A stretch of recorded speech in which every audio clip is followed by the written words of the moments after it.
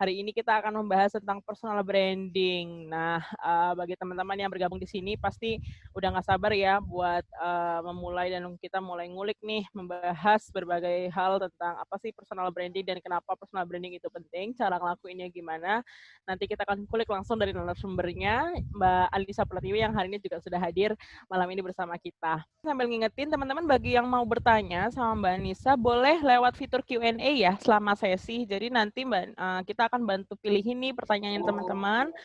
Nanti di akhir, nanti di sesi Q&A akan dijawab langsung nih sama Mbak Anissa gitu ya untuk pertanyaan yang terpilih. Dan nanti ada juga kesempatan untuk bertanya langsung secara live kepada Mbak Anissa.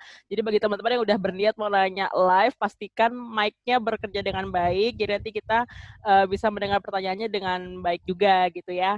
Jadi nanti kita akan buka beberapa sesi pertanyaan baik yang live maupun non live begitu.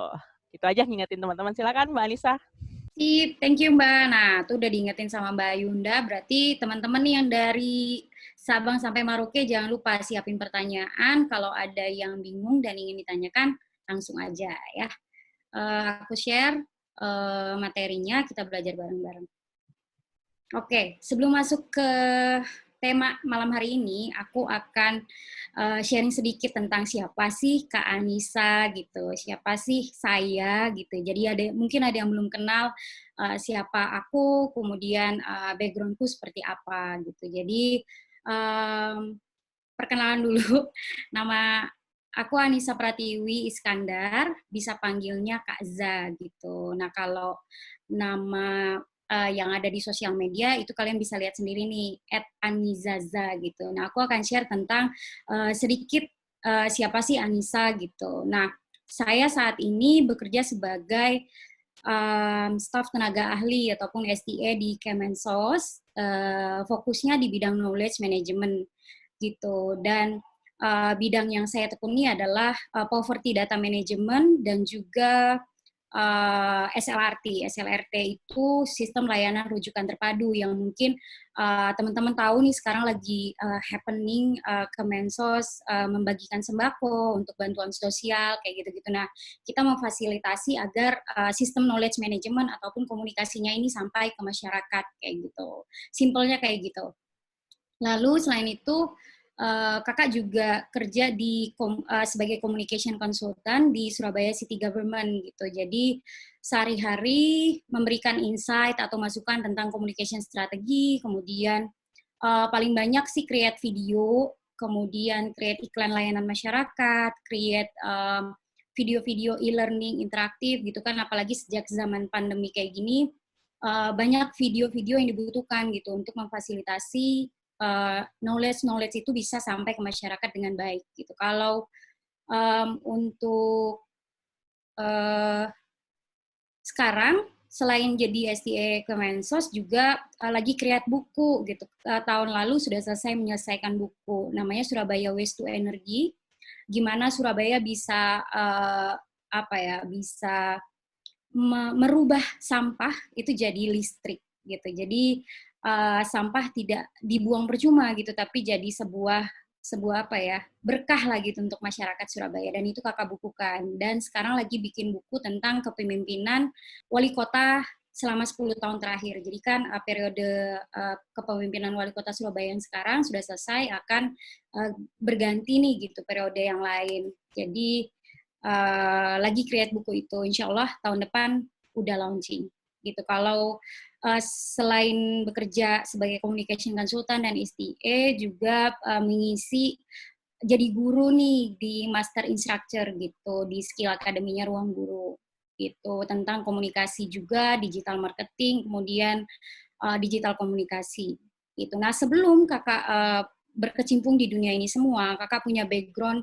story gitu, background karir yang kakak rinti dari sejak zaman kuliah. Jadi saat orang kuliah belajar beneran, nggak mungkin tidak nyambi kerja gitu. Nah kakak udah sambil kerja gitu. Waktu itu jadi wartawan di salah satu media lokal gitu. Jadi sambil kuliah sambil kerja jadi reporter kayak gitu. Dan kemudian kakak setelah lulus berkarir di Harian Kompas. Nah Harian Kompas ini Kakak banyak belajar tentang marketing komunikasi, kemudian bagaimana building community, namanya komunitas Kompas Muda, kemudian ada komunitas Kompas Kampus, jadi banyak berinteraksi dengan anak-anak muda gitu, bahkan anak kecil juga, ada rubrik yang namanya Kompas Anak. Nah, di sana kita engage juga sama anak-anak kecil gitu. Jadi banyaklah pengalaman yang kakak dapatkan di Harian Kompas. Di sana sekitar 2 tahunan, enggak deh, 1 tahunan itu. Kemudian dari sana dapat challenge untuk pindah ke media elektronik gitu, which is itu di Net TV gitu. Dan di sana kakak bekerja sebagai reporter di harian daily news-nya gitu, jadi jurnalis. Kemudian kakak berkecimpung di program khusus namanya dokumenter. Itu kalau teman-teman tahu, kalau di bulan Ramadan ada yang namanya Muslim Travelers, dan itu tayangnya sekitar kayak habis sahur gitu. Kalian bisa nonton gitu perjalanan seorang reporter keliling dunia untuk bertemu dengan muslim-muslim hebat dari seluruh dunia gitu. Lalu halal living itu yang untuk internal kayak domestiknya gitu, tentang bagaimana sih halal ways, halal living orang-orang orang-orang inspiratif di bidangnya untuk bisa bergerak di bidang profesional tapi tetap menjalankan hidup halal gitu. Lalu ada juga program namanya Lentera Indonesia. Nah, Lentera Indonesia ini program sosial yang basisnya bagaimana seseorang ataupun tokoh yang bisa memberikan impact untuk lingkungannya. Nah, ini kebanyakan kakak ngeliputnya itu Indonesia Mengajar, kemudian guru-guru yang ada di pedalaman. Nah, di sana kakak banyak dapat pengalaman berada di pelosok-pelosok yang nggak pernah kakak bayangkan gitu. Daerah-daerah yang sangat terpencil, nggak ada sinyal, nggak ada listrik, kayak gitu-gitu. Jadi pengalaman saat jadi jurnalis ini luar biasa. Dan itu yang membentuk kakak bisa jadi seorang Anissa yang sekarang gitu. Lalu kalau bisnis dan community, kakak lagi bangun Rebrand Creative Agency. Jadi kayak jasa konsultan creative agency, basisnya ada di Bandung dan Surabaya gitu. Jadi kita juga create company profile, TVC, kemudian training untuk komunikasi untuk teman-teman humas kayak gitu. Itu kita create di sini. Lalu building iammuslim.co itu community untuk teman-teman kreator. Jadi teman-teman di sini kalau ada yang senang sama dunia jurnalistik, dunia konten bisa gabung di iammuslim.co. Ini basisnya juga muslim karena kakak kebetulan spesifiknya di program muslim gitu. Jadi kita bisa saling kolaborasi kalau mau belajar bareng. Lalu Halal Tour NZ ini kakak kembangin sama mantan narasumber kakak yang ada di Selandia Baru gitu, ada di New Zealand. Jadi kita saling connecting the dot gitu, gimana caranya untuk bisa menghadirkan tour yang halal dari New Zealand gitu, dan itu kita buka untuk seluruh dunia gitu, dan basisnya ada di Indonesia sama di New Zealand gitu. Oke, itu tadi sedikit tentang kakak. Sekarang kita langsung masuk ke personal branding ya, tema kita malam hari ini gitu. Kakak kasih judul A Brand Called You. Jadi sebuah branding itu adalah kamu gitu. Nah, kenapa kakak menghadirkan 3 tokoh ini? 3 orang ini adalah sosok yang punya personal branding yang sangat kuat dan punya positioning yang sangat spesifik gitu. Jadi kayak kalian bisa lihat dari sebelah kiri, ini Mbak Dian Pelangi, dia punya brand namanya Dian Pelangi juga gitu. Jadi ketika orang mendengar Dian Pelangi, yang ada di top of mind-nya kita adalah dia seorang fashion designer yang sudah go internasional, kemudian dia juga punya identity brand fashion-nya yang sangat sangat unik, dan mungkin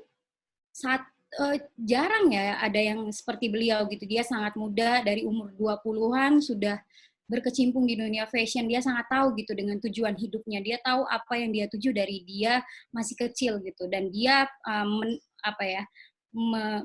panen gitu ya, panen apa yang sudah dia lakukan di umur produktifnya di usia 30-an, sekarang dia sudah berhasil menjadi sosok perempuan terbaik dari Asia yang bisa go internasional gitu di bidang fashion. Bahkan di dunia muslim juga beliau jadi seorang sosok inspiratif gitu untuk teman-teman muslim yang ada di seluruh dunia gitu dengan brandnya Dian Pelangi.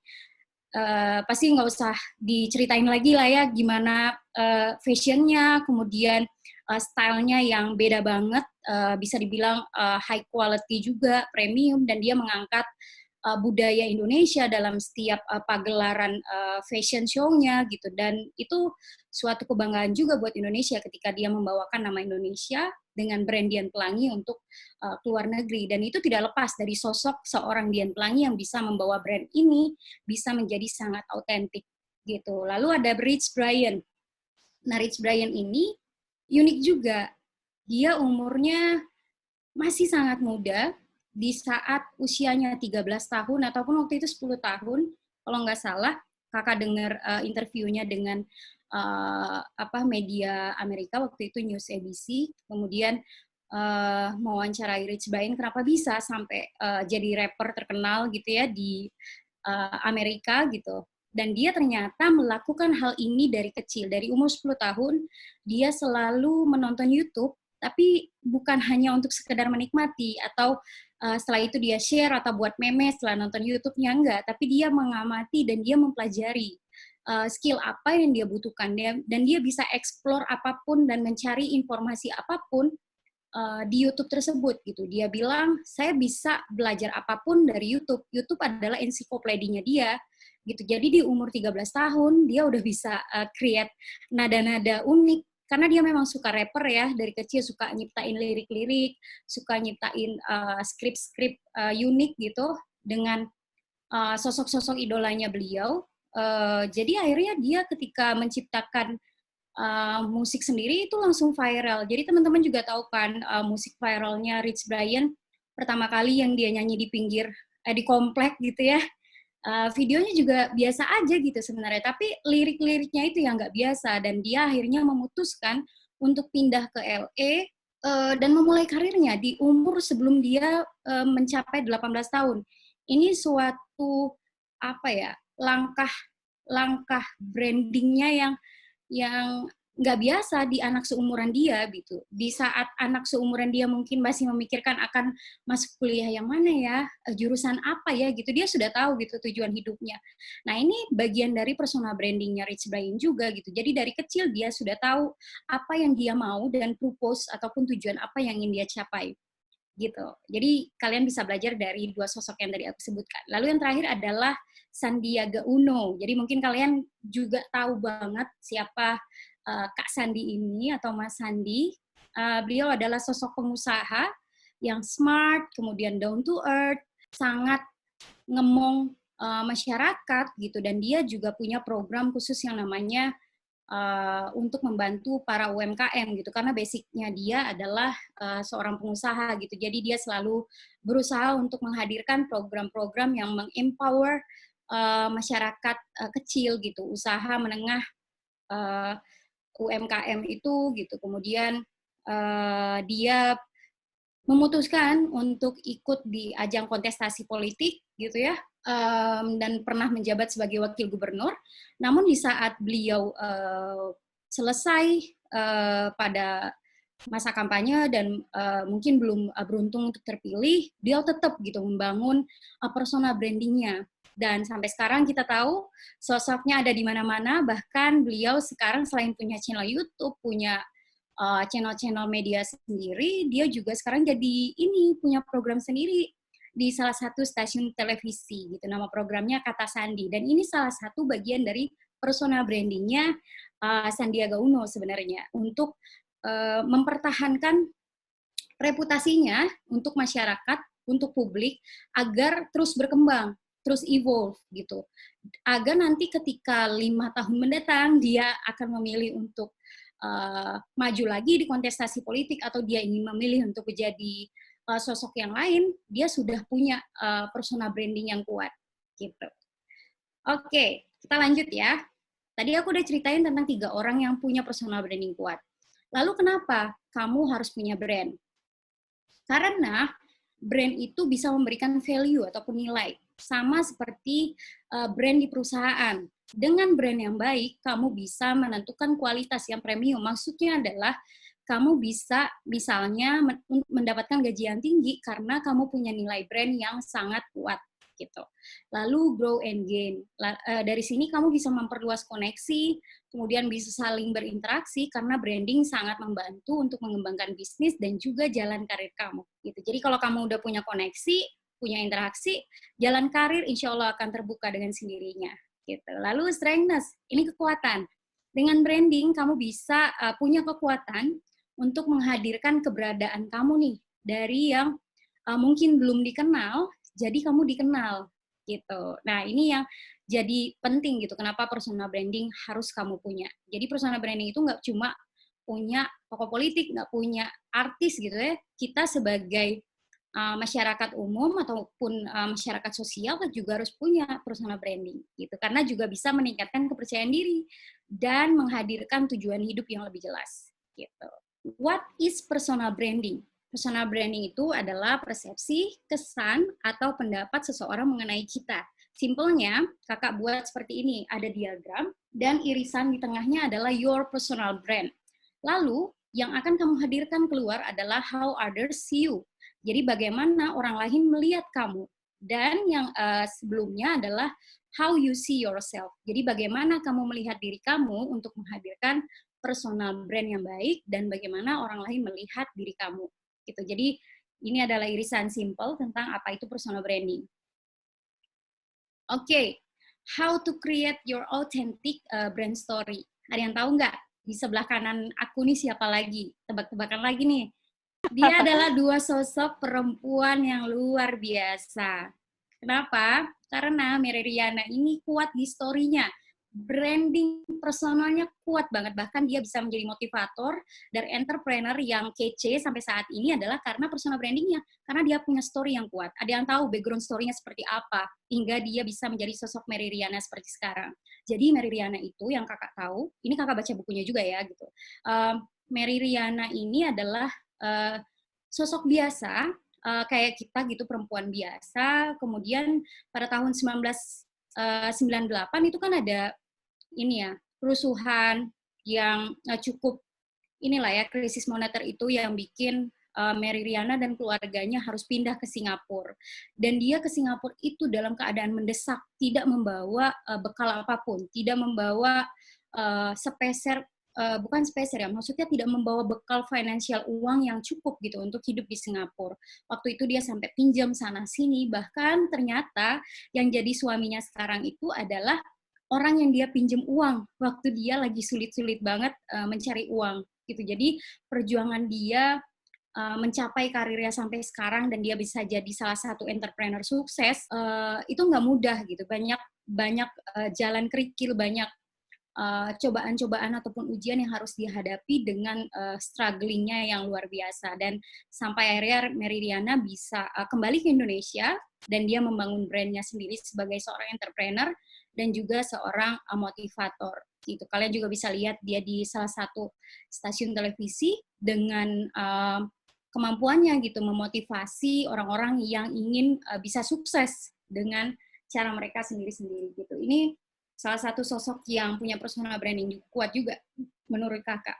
Lalu Ibu Jacinda, Ibu Perdana Menteri New Zealand ini adalah jadi primadonanya masyarakat di seluruh dunia, termasuk media-media internasional dan juga media-media di Asia Tenggara, termasuk Indonesia. Kenapa? Karena sepak terjangnya menjadi Perdana Menteri yang totalitas. Dia nggak cuma jadi salah satu Perdana Menteri yang termuda di dunia, tapi dia juga adalah seorang sosok ibu, sosok PM, dan juga sosok aktivis yang luar biasa memperjuangkan hak-hak masyarakat sipil.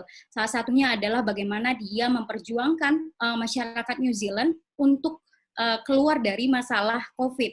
Di saat seluruh dunia berusaha untuk menekan angka COVID-19, justru Ibu Perdana Menteri ini ingin menghilangkan COVID di Selandia Baru gitu. Jadi di saat negara-negara lain gimana caranya nurunin angka, tapi belum menentukan step untuk menghilangkan COVID dari negaranya, tapi Jacinda tidak gitu. Dia berusaha untuk membuat COVID itu zero di Selandia Baru. Itu bahkan terakhir kalau aku baca artikelnya, Ibu Perdana Menteri ini ketika ada 4 orang, satu keluarga, itu 4 orang di Auckland, di saat sudah selesai lockdown, 4 orang di Auckland ada terpapar COVID gitu, positif COVID. Satu Auckland di lockdown lagi gitu. Padahal cuma 4 orang. Kalian bisa bayangin betapa care-nya dia untuk masyarakatnya gitu agar bisa tidak terpapar yang namanya COVID gitu. Dan juga perjuangannya saat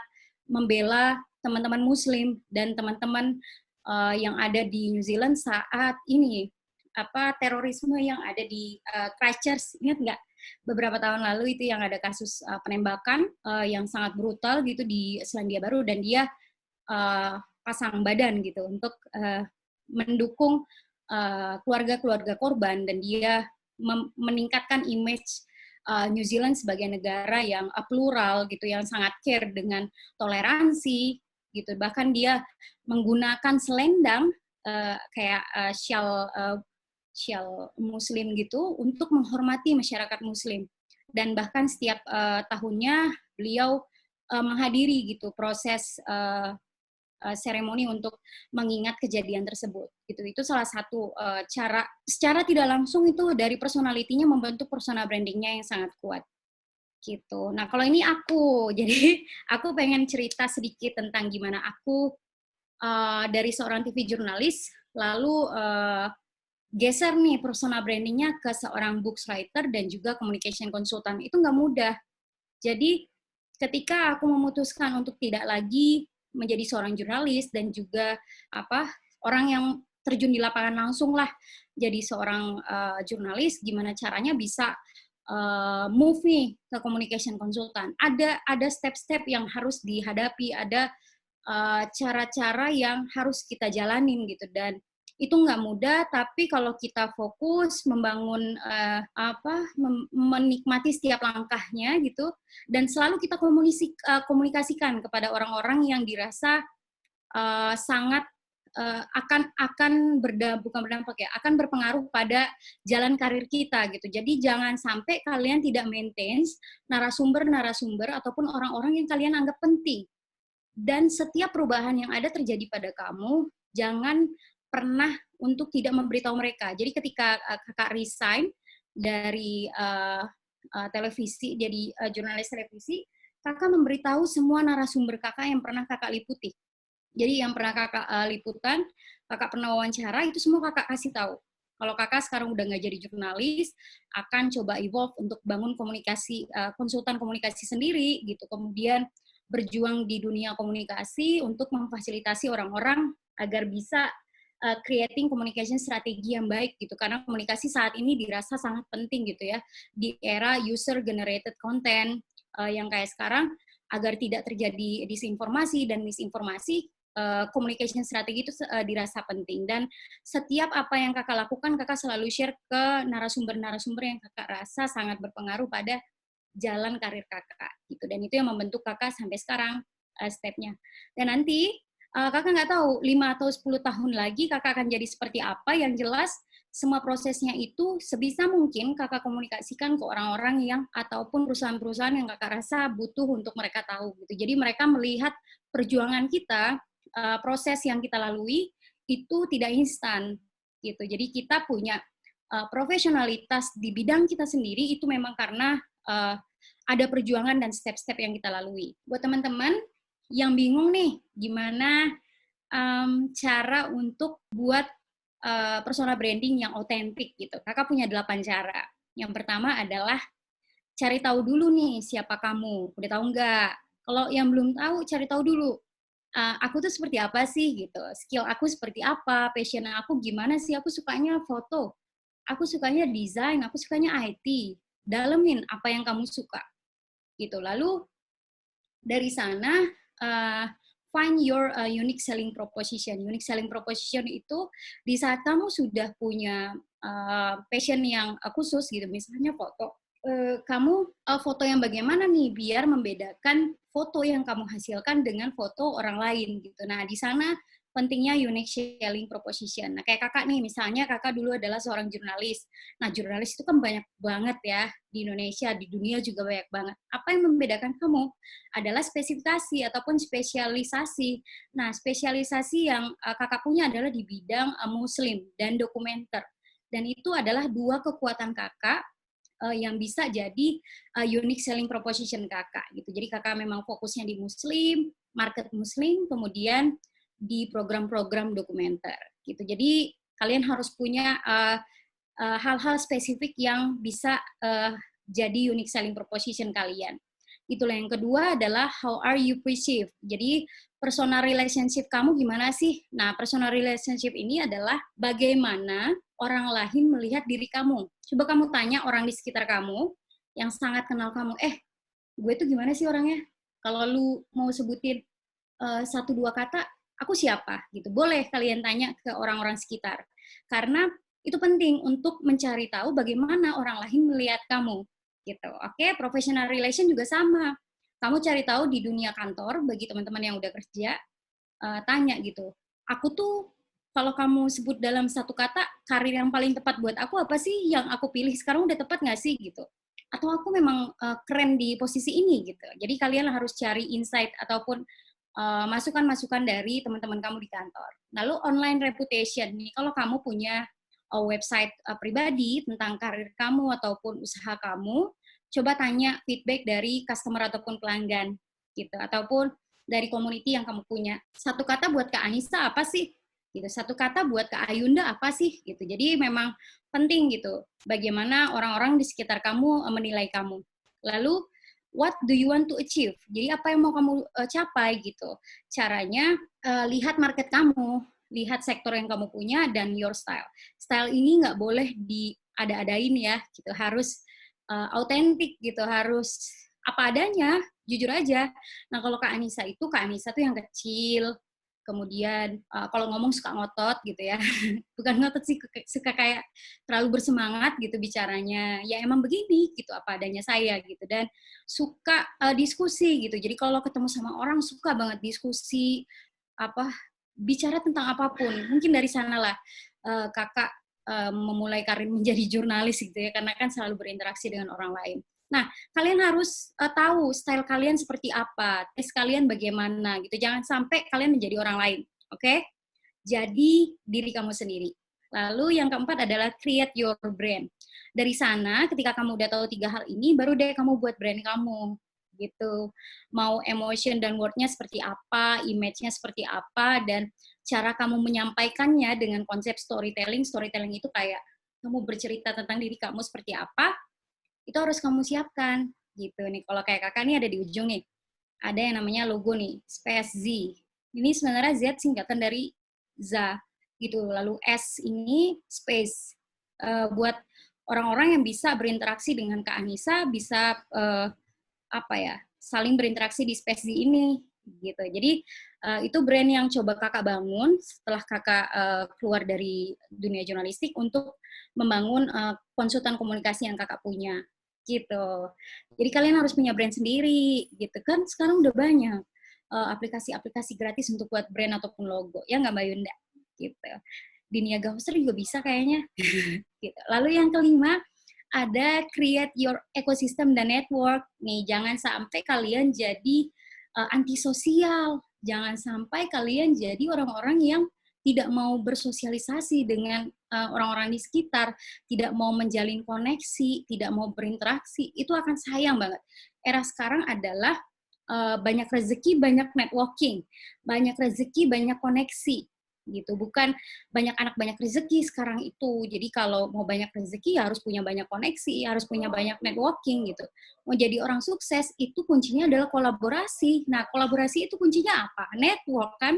Jadi kalian harus punya koneksi yang baik, bangun ekosistem itu mulai dari kalian masih muda. Mulai dari kalian masih jadi mahasiswa. Mulai dari kalian masih jadi pelajar. Jadi jangan pernah sia-siakan tiap momentum yang kalian jalanin untuk tidak memanfaatkan koneksi. Gitu. Koneksinya bisa kalian dapat dari mana aja. Bisa dari your home.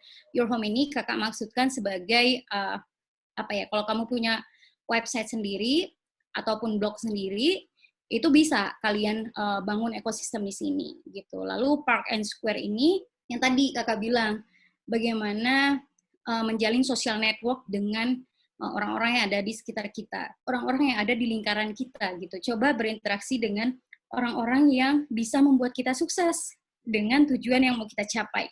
Bukan jadi orang yang ini sih, bukan yang kayak SKSD gitu, tapi coba untuk berinteraksi dengan mereka dengan cara kita sendiri. Misalnya mereka punya event, datang di event mereka, appreciate karya-karya mereka, lalu coba berinteraksi dengan mereka di dunia sosial media, atau coba cara-cara yang nggak biasa gitu. Misalnya kirim email, "Hai, setelah ini misalnya, hai Kak Anissa, thank you for your presentation.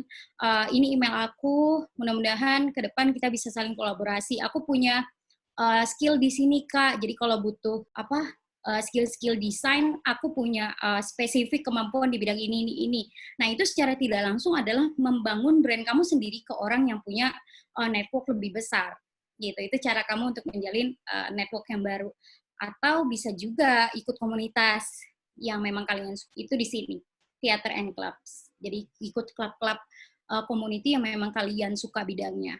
Kan banyak nih zaman sekarang, mau virtual, mau offline juga udah banyak. Lalu yang keenam adalah create original media content. Nah, media content itu ada 3. Yang pertama adalah paid media, lalu yang kedua adalah own media, yang ketiga adalah earn media. Nah, 3 hal ini kalau dianalogikan adalah yang paid media adalah media berbayar. Jadi kalau kalian kayak ngiklan di Google Ads, ngiklan di Instagram Ads gitu. Nah, itu adalah paid, semuanya berbayar. Lalu atau kalian ngiklan di media massa gitu ya. Nah, itu berbayar. Lalu yang own media adalah media kamu sendiri. Misalnya kamu punya blog, kamu punya website. Nah, itu adalah rumah kamu sendiri. Gitu. Lalu manfaatkan juga earn media. Earn media ini adalah media tetangga. Media tetangga itu biasanya media-media gratis yang bisa kita manfaatkan untuk ngedirect traffic di own media kita. Misalnya sosial media, ada Twitter, LinkedIn, kemudian ada Instagram, banyaklah. Zaman now itu sosial media itu sangat banyak banget yang bisa kita manfaatkan gitu untuk orang bisa tahu siapa kita gitu. Lalu yang ketujuh adalah get involved and share. Jangan lupa untuk jalin conversation, komen dan sharing. Nah, ini kayak di event seperti ini adalah salah satu cara untuk menjalin conversation yang baik dengan audiens yang memang ada di lingkaran kita gitu. Jangan sampai kalian putus komunikasi gitu. Harus harus tetap engage lah gitu, tetap connect dengan audiens kamu gitu. Lalu yang 8 adalah listen and monitor. Jangan lupa untuk keep update, membaca news, jangan lupa mengkritisi. Kalian itu masih muda, jangan sampai terima-terima aja gitu apa yang disampaikan oleh pemerintah. Mungkin ada hal-hal yang harus kalian suarakan, tapi suarakan dengan cara yang santun, suara yang benar-benar menjadi ruang untuk menyampaikan aspirasi gitu. Jangan dengan cara-cara yang tidak baik gitu. Lalu monitoring. Setelah semua yang kita lakukan, kalian harus tahu gitu gimana cara mengevaluasi apa yang sudah kalian lakukan. Nah, caranya adalah monitoring. Cari feedback dari persona branding yang udah kita bangun, seperti apa sih orang menangkapnya. Kalau belum, kita mulai lagi dari tahap pertama. Gitu. Kalau ada yang masih bingung, nih kakak udah kasih persona brand framework. Framework mulai dari my purpose. Purpose itu tujuan, set goals kalian. Kamu ingin menjadi seperti apa dalam 5 hingga 10 tahun mendatang. Jadi harus punya tujuan yang jelas, jangan sampai bingung. Enggak, aku gimana ini deh, gimana air mengalir gitu ya. Gimana besok aja gitu, nggak bisa. Zaman sekarang kita harus punya short vision sama long vision. Jadi kita harus punya tujuan jangka pendek dan harus punya tujuan jangka panjang. Caranya kita memulai setiap hari hal-hal kecil untuk mencapai tujuan kita.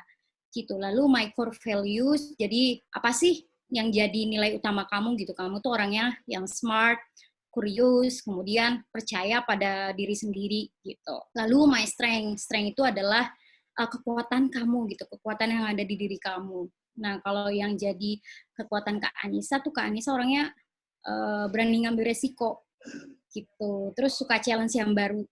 Terus apalagi ya kalau Kak Anissa. Kak Anissa itu orangnya suka jalin koneksi, suka sama tantangan-tantangan gitu. Nah, itu bisa jadi strength kalian gitu. Misalnya self motivate, kemudian strong, independent, quick thinking, open minded, kalian terbuka, tidak tertutup gitu.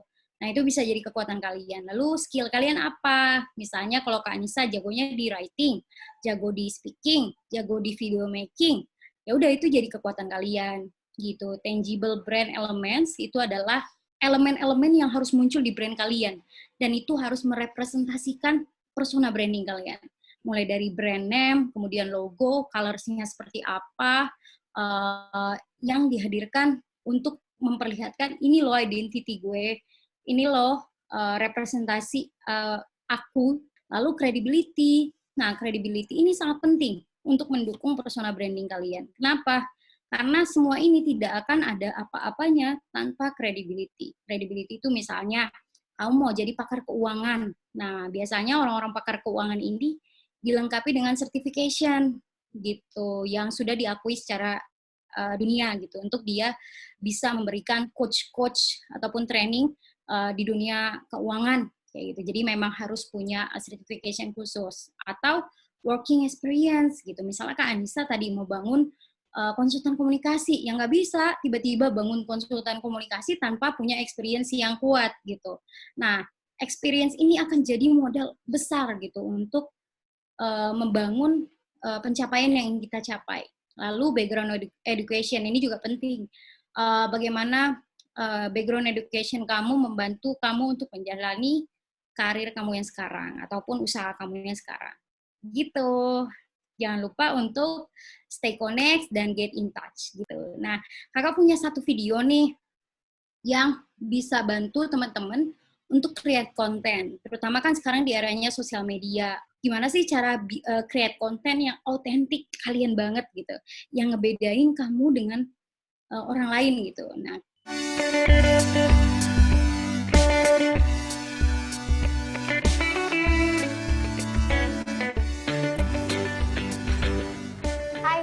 saya Anissa Pratiwi Iskandar, saya seorang kreatif director dan juga konsultan komunikasi. Nah, sekitar 8 tahun terakhir saya menekuni bidang jurnalistik, scriptwriting, dan juga broadcasting. Kita semua tahu kalau kreatif konten kini bisa jadi cara ampuh untuk membangun bisnis apapun. Challenge-nya sekarang adalah gimana kita para milenial bisa menciptakan konten-konten yang nggak biasa dan punya kualitas niche. So, kali ini aku akan share ke kamu 5 langkah mudah di kami A Creative Content Creator.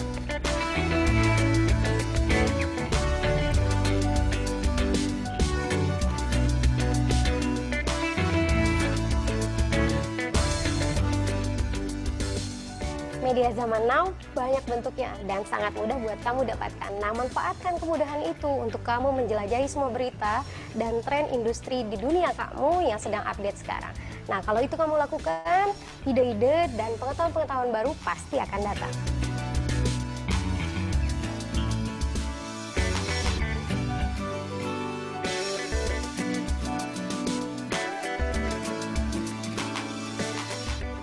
Membuat konten yang sukses itu pasti sangat tahu siapa audiens mereka. Ini yang harus kamu pelajari. Kenali lebih jauh siapa penonton ataupun pembaca konten kamu. Oke? Biasakan untuk berlatih setiap hari. Nah, kalau kamu seorang penulis kreatif, sisihkan 10-15 menit untuk selalu menuliskan pemikiran kamu di dalam notes kamu. Atau kalau kamu seorang vlogger atau YouTuber, bisa juga latihan setiap hari di depan kaca untuk menyampaikan pesan-pesan yang ingin kamu sampaikan. Nah, nanti ketika kamu ingin mengulang, otak akan mudah untuk melakukan recall pesan-pesan yang sudah kamu sampaikan di depan kamera. Ingin audiens ingat kreatif konten yang kamu buat, jangan hanya menyampaikan hal-hal yang kamu ketahui aja. Audiens datang melihat konten kamu itu tidak hanya tertarik dengan apa yang kamu bicarakan. Mereka datang untuk mencari dan memenuhi kebutuhan yang sangat spesifik. Kesalahan yang sering saya lihat selama ini adalah banyak konten kreator yang ingin menyampaikan semua pesan mereka dalam satu video ataupun satu output medium yang mereka sampaikan. Nah, ini sebenarnya bisa disederhanakan, cukup satu ataupun dua pesan dalam satu video, atau kalau kamu punya banyak pesan, coba split pada beberapa video, atau kalau kamu punya banyak tulisan, coba split pada beberapa tulisan. Kalau kamu sudah melakukan semua hal yang tadi aku sampaikan, siap-siap dengan hasil yang luar biasa. Selamat mencoba!